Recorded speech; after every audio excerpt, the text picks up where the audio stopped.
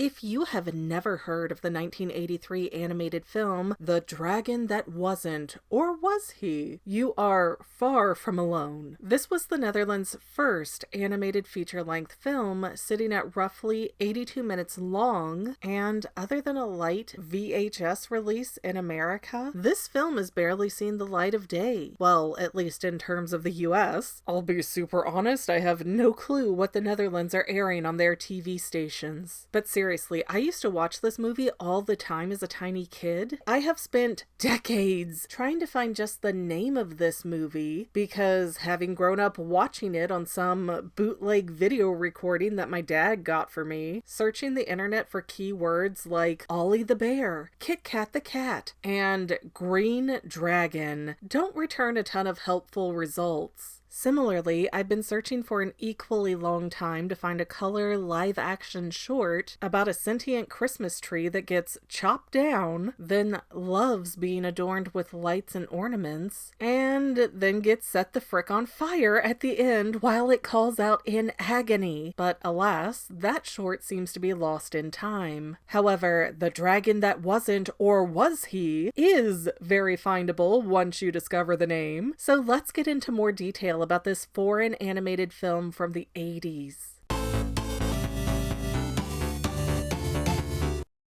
Hey guys, I'm Megan, and this is The Fangirl, where I overanalyze all types of movies and shows, from recent blockbusters to obscure gems. And as you well know by now, this time I'm covering The Dragon That Wasn't, or Was He? Which was a cartoon that knew exactly what would draw children in. A story about an uber-rich, middle-aged bear and his adopted dragon son. Yeah, you can really see the evolution of animation in this film, because these days you basically have to have a little kid in a movie, or at least start off with the protagonist's childhood origin story in the beginning of the movie to be able to hold any kid's attention. But before marketing figured out that you could sell two different dollies if one of them is young and the other is a teenager or an adult, the film industry was simply throwing things at the wall to see what would stick. If you don't believe me, just go back and look at Captain Caveman and tell me who that guy appealed to. Somebody was in their mom's basement making up these characters going, I know, I'll make hairy short dudes really cool looking. Nah, you didn't. You just made it creepy. Also, yay channel members who are the awesome folks that help keep me going. Consider going to the link in the description below and joining as well. No pressure, but thanks if you do. So let me lay the scene of this movie out for you. It's Friday the 13th,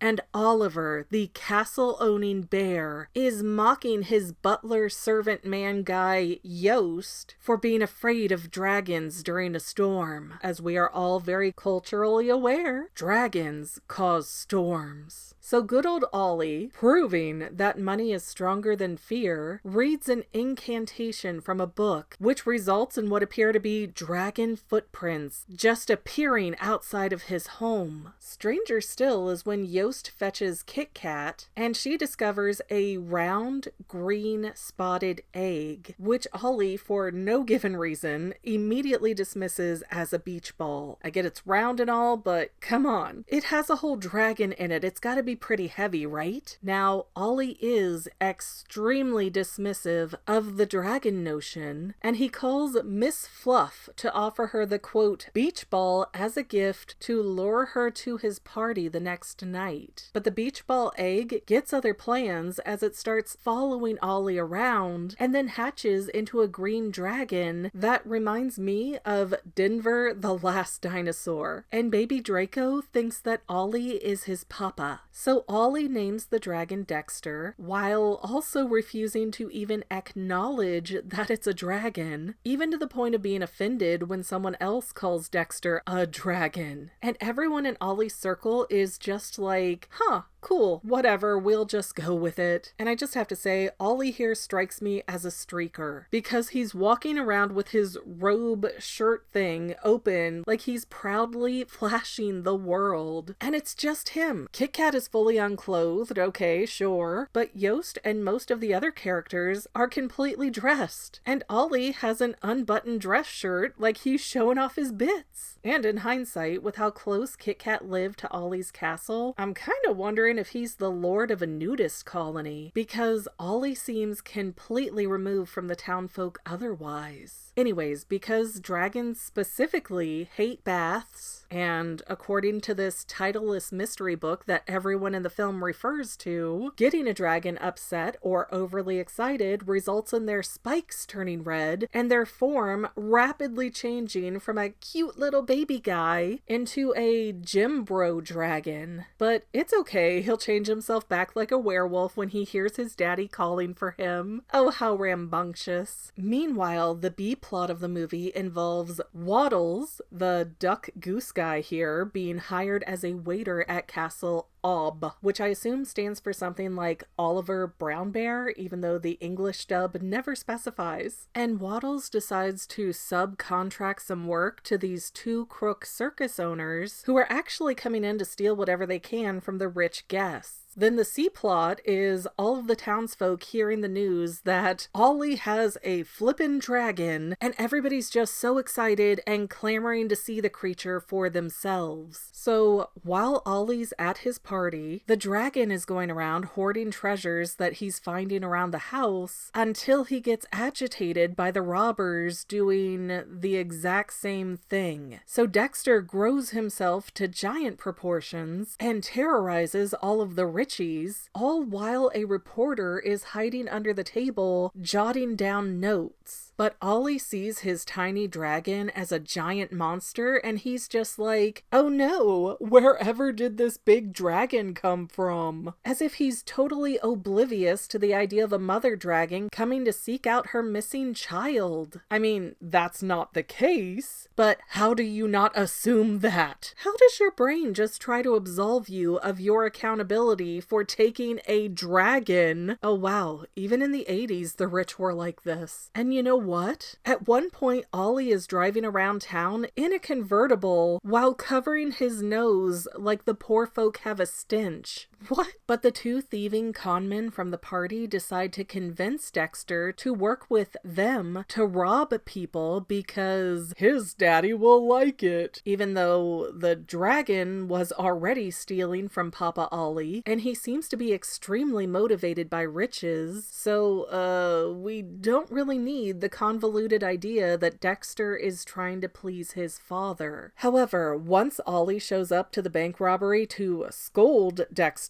because that's how you handle a dragon, the police end up getting involved. So Dexter grabs Ollie Bear and heads for the hills, literally, as dragons are from the undefined location of beyond the misty mountains. And the mayor then offers a $10,000 reward for each Ollie and Dexter. So 20 grand total if you get them both, because Mayor Dickerdack has had enough of this dragon tomfoolery. And Ollie is up in the mountains like, yeah, boy's life, this is awesome, we'll stay here forever. But then he has a meltdown about not living the high life before the sun sets on that first day. So Ollie wanders around the forest singing until the coppers find him, and he ends up arrested and sent to the nastiest jail this side of the 20th century. It doesn't matter though, because dragons are very loyal and will do anything to help their father, according to this oddly specific book that came from nowhere and no one can really identify. However, that mean old Mayor Dickerdack convinces Ollie to be a little bit mean to Dexter, and the mayor pushes Ollie to tell Dexter that they can't be a father-son duo anymore, which results in Dexter becoming tiny and getting sold off to the circus, even though Ollie most certainly told Dexter he belongs in the mountains with the other dragons, so weird profiteering side shuffle by the mayor here. But you know what? We're not in this movie for it to make sense anymore. Oh no, no, no. We are just vibing with the ride. And really, it's okay, because Dexter isn't well treated in the circus, and how these two conmen keep coming up on top is beyond me, but Ollie decides to break in with his blunderbuss and fires that off. Yes, in a children's movie, they added in the message that boomstick violence will get you where you need to go. But the blunderbuss really just creates a distraction while Dexter grows in rage and then tears down the circus tent. And when Dexter catches the circus conmen, it seems like he might really end them, while Well, that is until Ollie scolds his reptilian son into letting them go, which accidentally sends the conmen's money adrift into the air, and Dexter happily burns that up to a crisp. Because, you see, Dexter has learned through no actions presented to us within the movie that riches are not what matter in life after all. The lesson is really short-lived though, as Ollie has to tell Dexter that he'll always be his father, but he will not be giving up his life of luxury to raise a child, and Dexter needs to listen for the call of his people beyond the misty mountains, which becomes immediately audible as an off-key trumpet blast.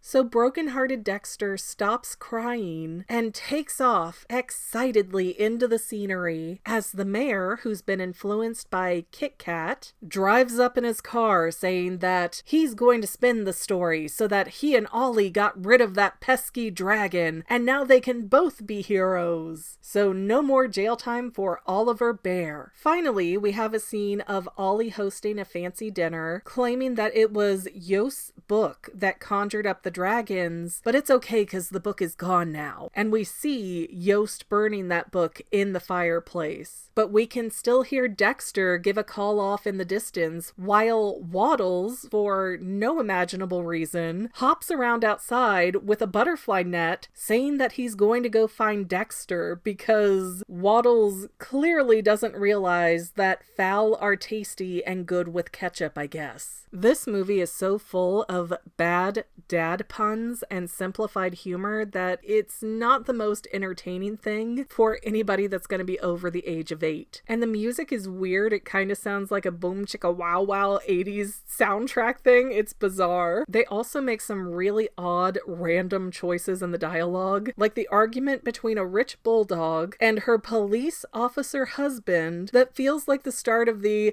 "Honey, where's my super suit?"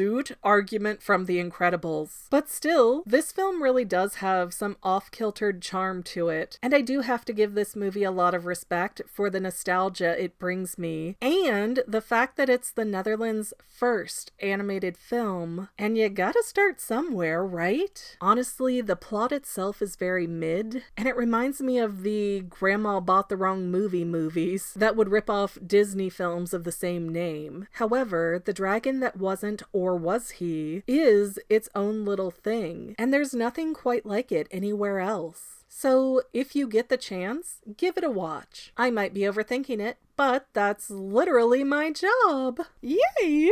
And to any of my members here on YouTube, a huge bottom of my heart thank you for all of your help and support. If you would like to become a paid channel member, there is a link in the description below. Thanks again, guys. Love you. Well, family members, we're almost done, but I want to invite you to hang out with me in some other places. I'm on Twitter and Instagram as my own personal self, and I have a Facebook page too, but I mostly just post photos over there. And sometimes people say, "Hey, McGann, I want to mail you something. How do I do that?" Easy. Just click the About tab on my channel page, and my most current P.O. Box info will be right there. I also run another channel, The Family. It's really a hodgepodge channel where we might post anything. Oh yeah, and I also sell shirts and stickers and stuff with the Family and the Fangirl logos. If that is your cup of tea, I have a link in every description of every video. Finally, if you want to help out the Fangirl channel and make sure I'm putting out video essays for years to come, the best way you can help is by subscribing and watching more of my videos, whether they're new, old, whatever. Maybe even share one or two on social media, help spread the word. People who watch to the end of videos, like you, helps to tell the site, hey, this is a good video, we should recommend it to other people. So if you made it this far, leave me a comment of something like, hey, I made it to the end. Love ya. See you next time, family members. Bye.